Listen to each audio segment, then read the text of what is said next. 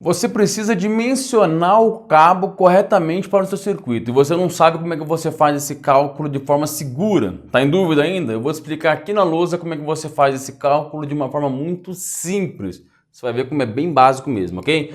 Vamos lá, primeiramente eu vou definir aqui um valor de um circuito com uma corrente de 20 amperes, ou seja, nosso cabo vai ter que alimentar um circuito no qual ele vai precisar suportar no mínimo 20 amperes. Uma coisa que é legal de você entender de começo é sobre o fator de potência e fator de demanda. Muita gente me manda sempre essas perguntas confundindo esses dois aí. Primeiro de tudo, o fator de demanda não tem nada a ver com o fator de potência. Segundo, um conselho, calcule o fator de potência e o fator de demanda antes de colocar o valor aqui no cálculo. Vai facilitar e vai diminuir um pouquinho essa quantidade de números aqui no cálculo, ok? Se você tem dúvida o que é o fator de potência ou o que é o fator de demanda, eu vou deixar aqui embaixo na descrição do vídeo 2 vídeos no qual eu explico o que é o fator de potência, como é que você calcula, o que é o fator de demanda e como é que você calcula, ok? Então pega o equipamento que você vai alimentar, define qual é o valor do fator de potência dele e já coloca aqui no cálculo. Se é um circuito com várias tomadas, defina qual é a demanda que você vai utilizar e você já vai conseguir calcular o fator e colocar aqui também, ok? Clica lá que você vai entender melhor o que é isso. Definida aqui então a corrente do nosso circuito, vamos lá para a tabela da NBR 5410 de número 33, no qual a gente tem os métodos de instalação. Nessa coluna aqui a gente tem um desenho mostrando os métodos, aqui nessa coluna uma descrição dos métodos e aqui uma referência. Os métodos mais utilizados são o método B1, que é aquele no qual você tem um cabo dentro do eletroduto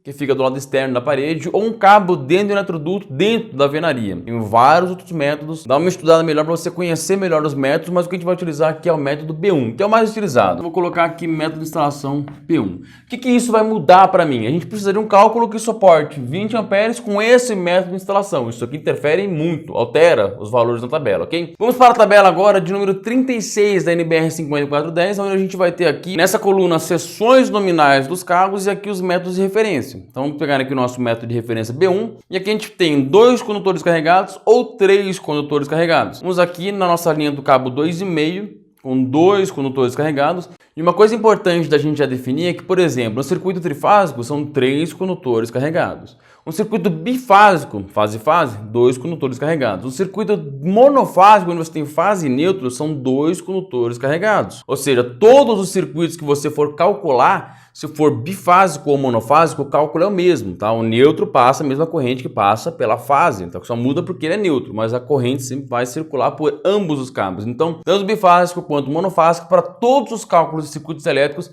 é o mesmo. Então vamos pegar aqui o cabo 2,5 com a corrente de 24 amperes. Então a gente vai colocar aqui, ó, um cabo de 2,5 que a gente vai utilizar aqui no nosso cálculo, que ele suporta uma corrente de 24 amperes, ok? 24 amperes é maior do que 20 e pronto. Tá muito fácil, né? A maioria dos fabricantes do cabo já passam esses dados aqui pra gente. Isso seria o suficiente. Porém, a gente tem que observar uma coisa importante, que é a temperatura. Quanto maior a temperatura, maior a resistência do meu cabo e, consequentemente, menor a capacidade dele conduzir eletricidade. E para isso, lá na NBR 5410, a gente tem uma tabela de número 40, onde nós temos nessa coluna a temperatura ambiente e aqui nós temos a isolação entre PVC ou EPR ou XLPE. Os nossos cabos singelos são com a isolação em PVC. Vou pegar como exemplo aqui uma temperatura ambiente de 40 graus. Então o nosso fator de correção de temperatura será 0,87. Então o que eu vou fazer? Posso abreviar aqui, tá, gente? Como FCT, ou seja, fator de correção de temperatura, será de 0,87. O que eu faço com isso? Vou multiplicar agora o meu cabo que suportava 24 amperes por 0,87. Eu sei que multiplicando isso aqui por isso, agora o meu cabo ele só terá uma capacidade de condução de 20,88 amperes. Isso não quer dizer que a corrente do meu circuito aumentou. Quer dizer que a capacidade do meu cabo, que era de 24, com essa temperatura ambiente de 40 graus, com esse fator de correção aqui, ele só suporta agora 20,88 amperes. Ele não conduz mais 24. Olha lá que legal. Se o seu cabo está passando dentro do circuito sozinho dentro do eletroduto, sua conta parou aqui. Ou seja, 20,88, 20, ok, o cabo está batendo, poderia aplicar. Porém, tem outro fator que é importante a gente observar, que é o chamado agrupamento. O que isso quer dizer? Quando a gente tem um cabo elétrico sendo percorrido por uma corrente elétrica, ele vai gerar um campo magnético, okay? Um campo eletromagnético. Esse campo, ele pode interferir no outro cabo, fazendo também com que os elétrons se movimentem. E muitas vezes essa interferência é ao contrário, ou seja, ele vai começar a criar uma resistência na passagem dos elétrons do outro cabo. Ou seja, quanto maior o número de circuitos você tiver dentro do mesmo eletroduto, maior vai ser a quantidade desse campo eletromagnético interferindo entre os circuitos, ok? E isso é chamado de fator de correção de agrupamento. E lá na NBR 5410 nós temos na tabela de número 42 o número de circuitos ou cabos multipolares. Poderia, por exemplo, ser 2 cabos PP ou, no caso, a gente vai considerar um número de circuitos. Lembrando que é o número de circuitos e não o número de cabos. Se você está passando, por exemplo, um circuito de iluminação com fase neutra, é um circuito.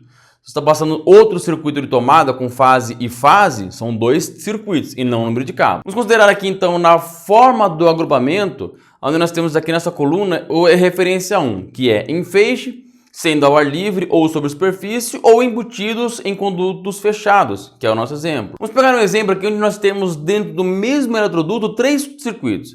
O fator seria 0,70, ok? Então vou colocar aqui 0,70. O que eu faço com isso? Eu vou multiplicar agora esse meu 20,88 por 0,70.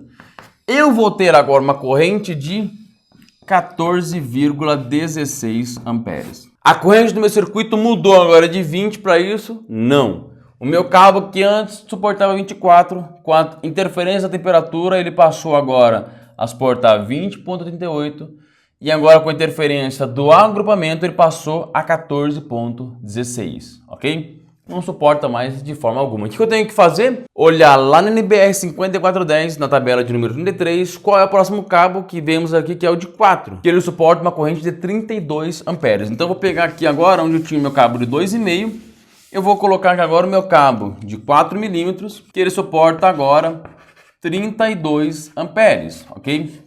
Então, tem que calcular tudo de novo? Tem, mas agora ficou mais fácil, né? Porque o meu fator de correção de temperatura e agrupamento a gente já encontrou e eles vão continuar os mesmos.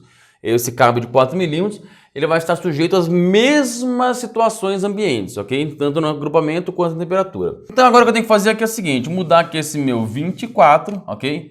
Para 32, vai se multiplicar pelo mesmo fator de temperatura, ele vai passar agora a ser 27,84 amperes. Se ele fosse um circuito único, estaria suficiente. Mas aplicando de novo 3 circuitos no mesmo eletroduto, a gente tem o 0,70, o meu cabo iria para 19,48 amperes. O meu cabo de 4 milímetros que suportava 32, nessas condições agora só suporta 19,48 amperes.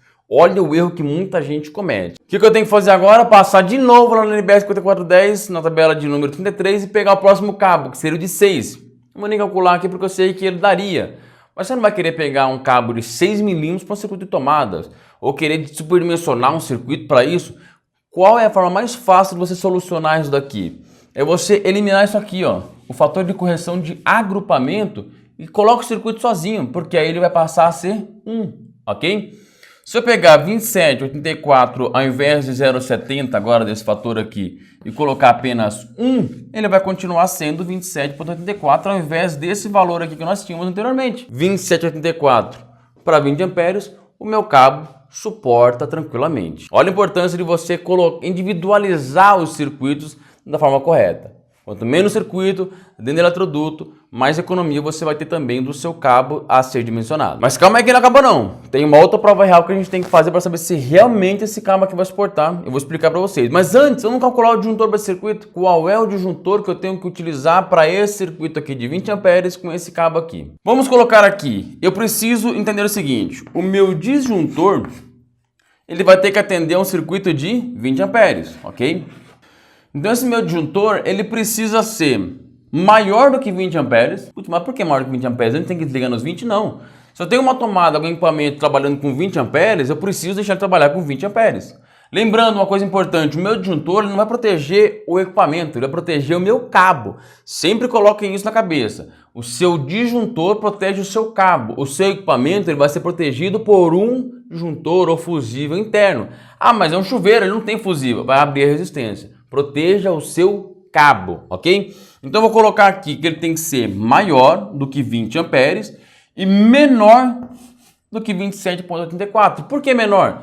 Porque se imagina, eu coloco por exemplo um disjuntor de 32 amperes. O meu circuito começou a dar problema, começou a aquecer, começou a subir a corrente, chegou a 30, 32 amperes, meu disjuntor ainda não desligou porque não está na corrente dele, meu cabo já começou a sofrer danos. Então eu não posso, eu preciso ter um disjuntor que seja menor do que 27 e maior do que 20. O que eu preciso fazer? A gente sabe que o disjuntor de 25 aqui, ele atenderia. Se eu ficasse aqui nesse meio termo e eu não descobrisse um disjuntor que atende, que isso pode acontecer nos cálculos, ok? Obrigatoriamente você tem que aumentar de novo aqui o valor do seu cabo. Teria que passar para o próximo cabo, caso isso acontecesse. Por isso que, para você definir o cabo correto do circuito, você tem que definir corretamente o seu disjuntor. Só que antes da gente finalizar isso aqui, a gente tem que entender o seguinte. O meu disjuntor é um disjuntor de 25 amperes, e o meu cabo que está suportando 27,88, a gente precisa calcular uma coisa chamada corrente de sobrecarga. O que é isso?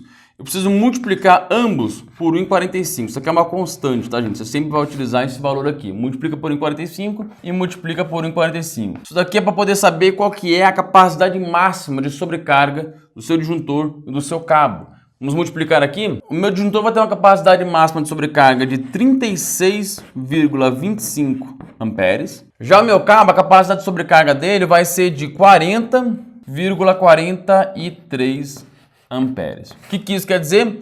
Quer dizer que a capacidade de sobrecarga do meu cabo é maior do que o meu disjuntor. Como o meu cabo agora deu um valor maior de corrente de sobrecarga do que o meu disjuntor, quer dizer que caso dê uma sobrecarga, o meu cabo ainda assim vai estar protegido. É uma prova real, na verdade, entre cabo e disjuntor, ok?